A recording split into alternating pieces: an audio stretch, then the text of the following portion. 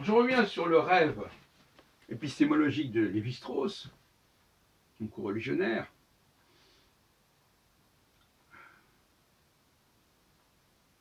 Qu'est-ce qu'il faut en penser de cette intuition ou de cette volonté de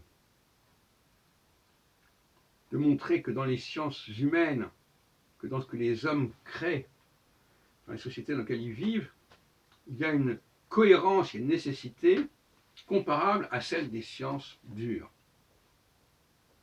Et je disais que, en ce sens-là, Lévi-Strauss, par le structuralisme, ouvre la porte à une théologie de la seconde création.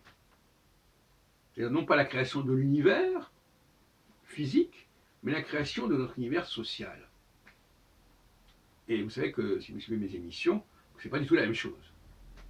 C'est pas la même divinité, c'est pas la même création. Il y a la première création et la seconde création. Lévi-Strauss, c'est un pape de la seconde création. Il s'agit, c'est la mission des Juifs d'ailleurs, de montrer que l'œuvre du Deus Faber, de cette seconde création, elle a une cohérence admirable qu'il faut démontrer. Et qu'il faut mettre en parallèle avec l'œuvre de la nature, comme dirait Spinoza. Lévi-Strauss, c'est l'anti-Spinoza, quelque part. Malheureusement, ce que Lévi-Strauss oublie, volontairement ou non, consciemment ou non plutôt, c'est la question de la corruption, la dégradation. Et il peut être instrumentalisé, son discours peut être instrumentalisé dans l'esprit, dans l'idée de valider ce que les choses sont devenues. C'est une démarche qu'on pourrait qualifier d'hégélienne, à certaine mesure.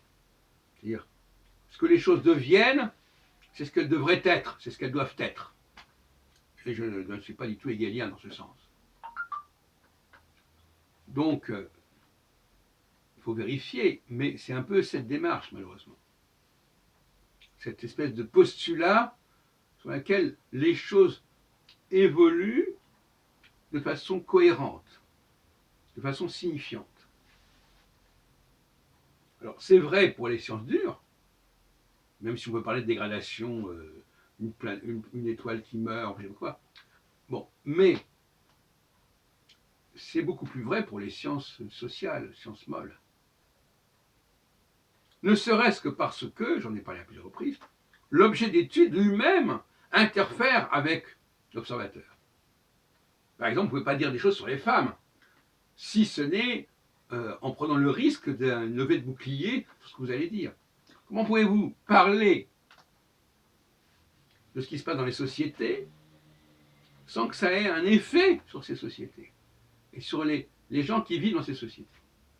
Alors que vous pouvez parler des planètes comme vous voulez, des étoiles, personne ne va réagir. Les planètes ne vont pas réagir. Et c'est cette interaction qui est épistémologiquement le talon d'Achille, quelque part, des sciences molles.